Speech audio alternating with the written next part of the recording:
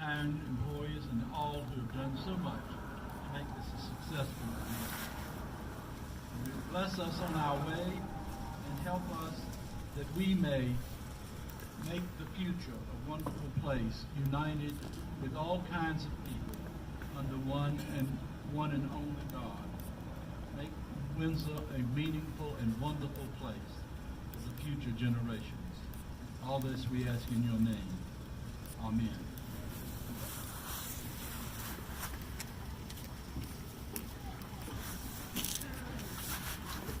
Reverend Cooper was here and involved in 200 anniversary also.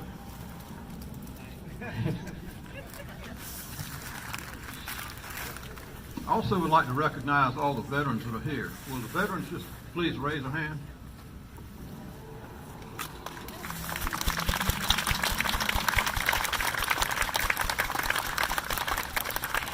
We thank you all for your service, and you are the reason that we're here today and able to do things like this. We have some distinguished guests with us that I would like to recognize. In the back row there, Trey Lewis from Senator Tillis' staff, Betty Jo Shepherd from Senator Burr's staff, Representative Howard Hunter. Of course, we have our town commissioners and Reverend Cooper over here.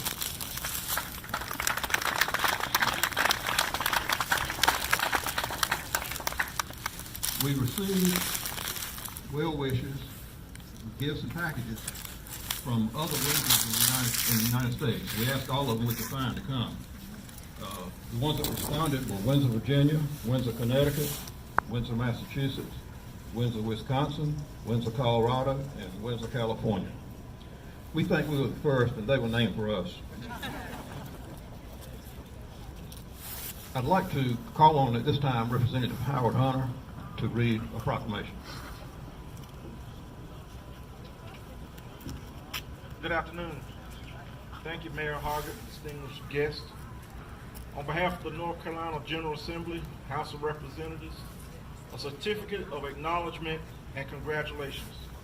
Whereas the town of Windsor, North Carolina, will celebrate its 250th anniversary on November 10th through 12th, 2018, and whereas Windsor was chartered in 1768 and has served as the county seat of Bertie County since 1774, and whereas Windsor was entered into the National Registry of Historic Places in 1991 and encompasses the same 100 acres of the original town, and whereas Windsor was founded on the port on the Cashy River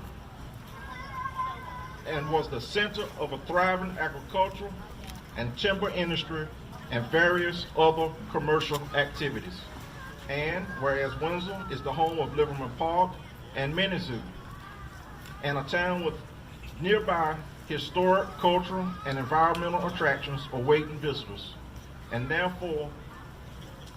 therefore on this 12th day of November in the year of 2018, Representative Howard Hunter III and the North Carolina General Assembly extend sincere congratulations to the town of Windsor, North Carolina on the occasion of its 250th anniversary. Congratulations, town of Windsor. Also, to our veterans, those in the U.S. Air Force, U.S. Army, U.S. Navy, U.S. Air Force, U.S. Marines, U.S. Coast Guard, North Carolina National Guard. I stand with you, no matter if it's raining or shining. I would like to thank you for your dedication of service to this great country. Happy Veterans Day.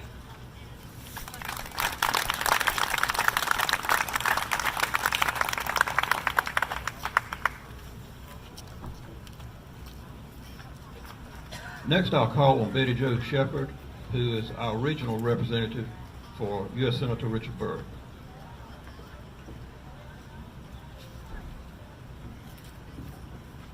Thank you so much. It is a great pleasure to be here with you today to bring you greetings from the senior senator, the state of North Carolina, Senator Richard Burr. His deepest regrets that he could not be here today. However, he has been here several times, and I hope to have him back in this area very soon. I do have a letter to read from Senator Burr. Dear friends, please know how much I would like to be there with you today in Windsor, participating in your 250th anniversary celebration. In looking over all of the events that have taken place leading up to today, it is apparent that a lot of planning, organization, and forethought went into every detail. Since its founding, the town of Windsor and its citizens have endured and survived wars, fires, floods, and recessions. The resilience of the citizens in this town never ceased to amaze me. Those who came before you created a heritage of which you should all be proud. This occasion is also a time to look into the future. The citizens of our small towns are North Carolina's future. Each one of you had the opportunity to continue to be a part of the growth and success of Windsor. You are to be commended for preserving the history of your town for future generations. I offer my heartfelt congratulations to all of you on this special day, and I hope to see you in Windsor very soon. Sincerely, Richard Burr.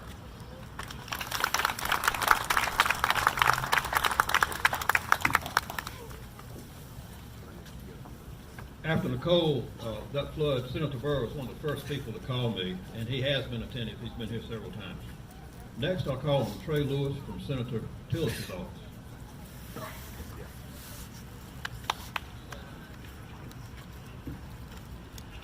Hey, good afternoon, everyone. I have a letter. Senator Tillis regrets that he isn't able to be here with us today, but he does send his well wishes. Dear Mayor Hoggard, I am pleased to extend my best wishes to everyone celebrating the 250th anniversary of the town of Windsor. As we mark this important milestone, we have a wonderful opportunity to learn about Windsor's rich history in our state. Small towns are the heartbeat of our nation, and I am proud that North Carolina is home to a community that is committed to preserving its historic charm and maintaining a friendly and hospitable atmosphere. Through the many celebrations planned over this weekend, our citizens can celebrate Windsor's past and look forward to an exciting future. I wish you all the best for a wonderful celebration, Senator Tillis.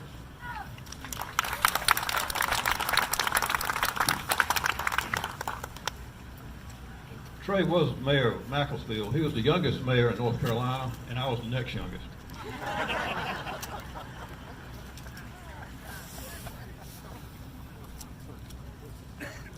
I have one more letter that I would like to read. All these letters are going into town archives. That's one thing we've started the last few years, and we're keeping that up now so that in the future people will know a lot of these things. I send my greetings to those celebrating the 250th anniversary of the town of Windsor, North Carolina. For 250 years, the town of Windsor has contributed to the unique American story of freedom and democracy. I am grateful to your community's enduring spirit, which strengthens our nation, honors our past, and ensures the promise of American greatness for future generations. Melania joins me in sending our best wishes for a joyous celebration. Donald J. Trump, President of the United States.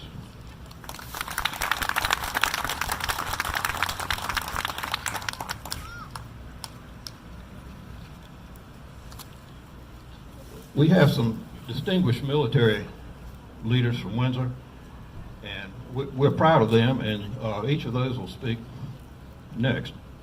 The first will be General David Jennette, Jr. He's a native of Windsor.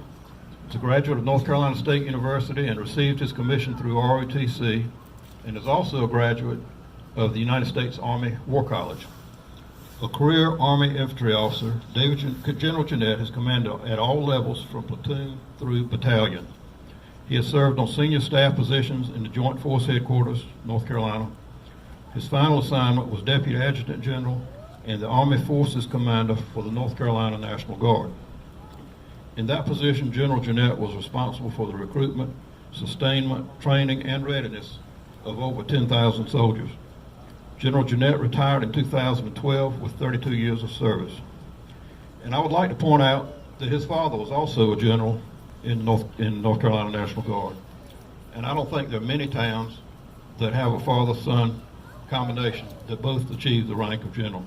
So I'm very proud to present General David Jennette.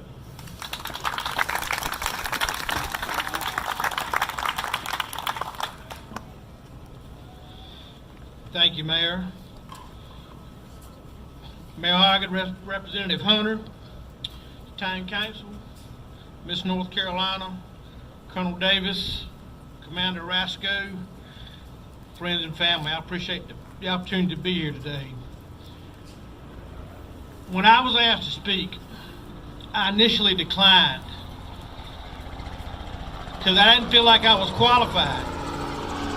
Kathy Wilson worried the hell out of me until they just had to do it. But I am truly honored to be here today. And I'm here today because of all the veterans that I've served with and all the veterans that have come before me. And for each veteran for what he's done or she has done for our country. What is a military veteran? A veteran is a person that has a long military service, over 20 years in service in the armed forces, or has served a tour of combat in the armed forces. Active duty, reserve, National Guard makes no difference. They're all included. Think about this. In 1990, 40% of the young Americans had a veteran for a parent. This has decreased to 16% in 2016. There are about 21 million American veterans alive today. As Windsor celebrates its 250th anniversary, dating back to 1768, this small, sleepy town in northeastern North Carolina has witnessed every major conflict in our nation's history. And today we come together to honor once again all those men and women who have made our freedom possible. As we do this, we must reaffirm our dedication to the force today, and we must also recommit ourselves to building the force of the future. General Omar Bradley once defined the word freedom, and I quote, "No word is ever spoken that held a greater hope, demanded greater sacrifice, needed to be nurtured, blessed more the giver, damned more its destroyer, or come closer to being God's will on earth. And that's worth fighting for if necessary."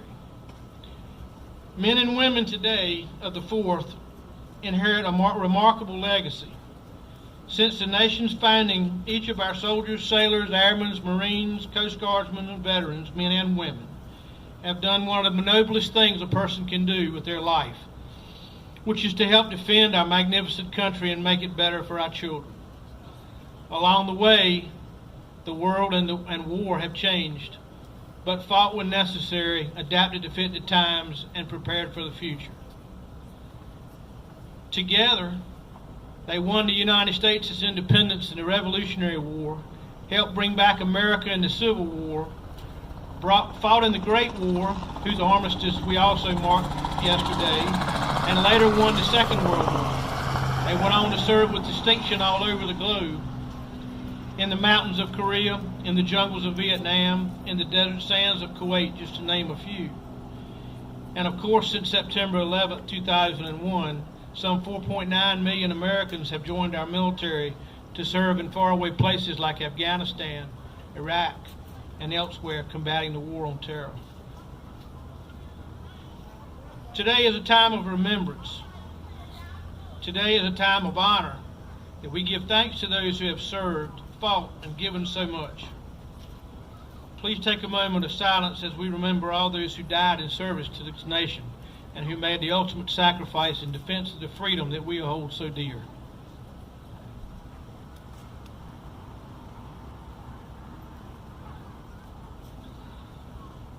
Windsor has certainly produced more than its fair share of military veterans. Over the past 250 years, Our friends, families, and local citizens have participated in every major conflict in our nation's history.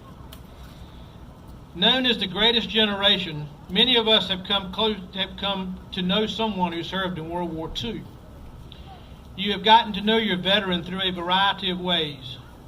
All veterans have a story to tell. Some talk more freely about their experiences than others.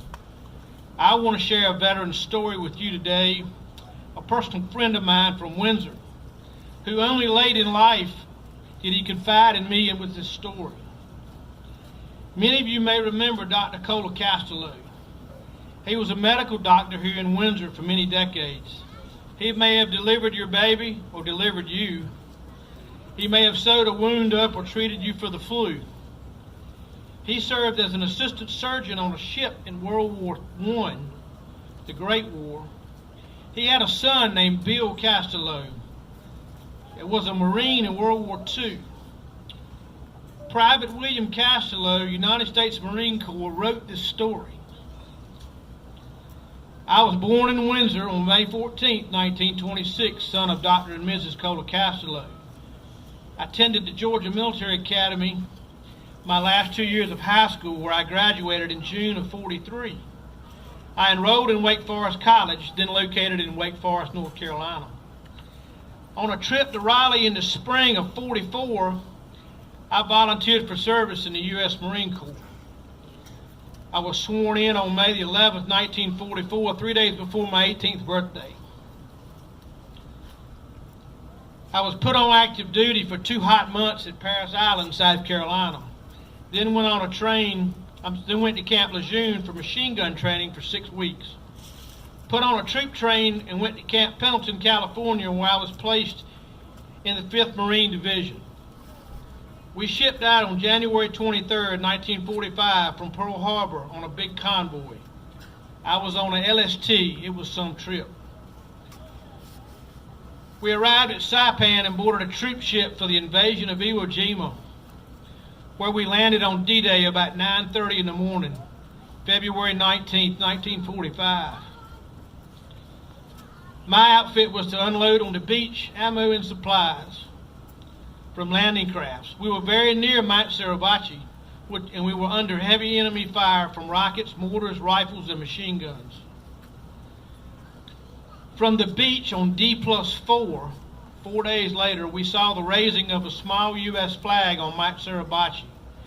Later that same day, the larger flag was replaced. That's the moment that Joe Rosenthal made the famous photo of the Marine Corps flag, of the American flag raised on Mount Suribachi. These men that raised the flag were the 5th Marine Division, my division. Of the 6 men who raised the flag, 3 were killed on Iwo Jima. Of the 11 men in my squad, only 2 survived. As for my actions on Iwo Jima, I was a sincere Marine, dedicated in body and spirit. And I had little time to be afraid. I just did what I had to do. We departed Iwo Jima on March of 2645, returning back to our base camp in Hawaii, and was prepared for the invasion of Japan. Thanks to the atomic bomb, Japan surrendered, and we went to Japan as occupation troops. We returned back through the Golden Gate Bridge, what a beautiful sight, in 1946, and had a wonderful train ride back to Camp Lejeune. 2 years, 20 months overseas, the 5th Marine Division was born of the horrible necessity of war. And when called upon to fight, its courage of men have been a legend for the U.S. Marines. I can't explain how I survived. It's one of the great mysteries of life. Written by Bill Castello. Bill served as an employee of the Windsor Post Office for several decades. He occasionally would pay me a visit at my office and confide in me a war story. Bill died at the age of 84 in 2010. Each time I put this uniform on, I stand on his shoulders, as well as every other veteran's shoulders that have ever gone before me, in order to continue to preserve our freedom. Private Bill Castello was one of many local heroes from World War II that Windsor produced. Over 16 million Americans served in World War II. There are only a few World War II veterans that I know of still living in Windsor. Mr. Bob Spivey, a former mayor, served in the Marines during the occupation of Japan. He was unable to serve during the war because his 3 brothers did, and they all were killed in action. Lowell Spivey was in the Army, James Spivey in the Navy, and Joseph Spivey in the Army Air Corps. Mr. Merle Montague, Bob Spivey's neighbor. Mr. Montague served in the 78th Division, participated in the Battle of the Bulge, the crossing of the Rhine River, and the bridge at Remagen, and also the liberation for the Battle of Berlin. Mr. Marshall Williford Sr. served in the artillery in Europe. There are many other World War II veterans from Windsor that historically are no longer with us, but served heroically. The Davis brothers, G.T. Davis, and his wife Martha. Martha was an Army nurse during World War II. John Davis and James Davis. Edward Gray Cherry, killed in action in 1945 on the Ruhr River. He was a sergeant in the U.S. Army. He's buried in the American Cemetery in the Netherlands. He was awarded the Soldier's Medal for valor. Archie Gatlin, drafted into the Army in '43 in the service company as a cook. After the war, Archie Gatlin was the caretaker for the Lincoln and Washington memorials in Washington, D.C. for 34 years. Ira Kutrell flew 28 combat missions over Japan in 1945, was awarded 3 Air Medals and the Distinguished Flying Cross for valor. He ran the Bank of Windsor for many years after the war. Lieutenant Colonel Margaret Mazzell, an Army nurse with over 30 years of service. She served in World War II, Korea, and Vietnam. She was awarded 4 Bronze Stars and has 3 Korean Battle Campaign Stars. She's buried at Edgewood Cemetery. George Connor, Army Air Corps, flew 34 combat missions over Germany, was awarded 5 Air Medals for valor. Dr. William Jordan, U.S. Army, 82nd Airborne Division, a captain in the Medical Corps, served in Sicily, Italy, and Foggia. Came back to Windsor and practiced medicine. Dr. Jordan delivered over 4,800 babies in 47 years. That's twice the population of Windsor. Francis Gillum Jr., Sergeant First Class, 8th Armored Division, U.S. Army. Fought in the Black Forest, the Battle of the Bulge, the Ardennes, and France. He was wounded 2 times and received 2 Purple Hearts. He was a banker and a farmer in Windsor after the war. Laurie Anderson, 10th Mountain Division, served under General Patton in France in the Battle of the Bulge. James F. Zeke Hoggard, Jr., U.S. Army, the 81st Wildcat Division, fought in the Pacific Theater in Peleliu, Angkor, and Utility Islands. The Powell brothers, Lou Whitt and Jack, both in the U.S. Army. Jack fought in New Guinea and Austria, and Lou Whitt served in North Africa, Italy, and the South Pacific. Both returned after the war to run Powell and Stokes in Windsor. Major Eunice Blanche Bird, a U.S. Army nurse, served in Manila and the Philippines during World War II. She flew on medical transport flights, transferring wounded soldiers back to the States during the Korean War. Although the greatest generation is aging away, they'll always be remembered for what they did. Windsor had citizens serve in the Korean War, the Vietnam conflict, and the ongoing war on terror. There are numerous citizens of Windsor that have served in combat recently in Iraq, Afghanistan, and other countries around the world in the constant fight against the war on terror. There's no way I can name them all. I mentioned a few from World War II so you could get an idea of the unsung heroes that have come from Windsor. As President John F. Kennedy once said, as we express our gratitude, we must never forget that the highest appreciation that we give a veteran is not to utter words, but simply to live by them. On Veterans Day, we honor every man and woman who has worn a uniform and served selflessly. The same history teaches us that security doesn't just happen. It demands effort, sacrifice, courage, and commitment.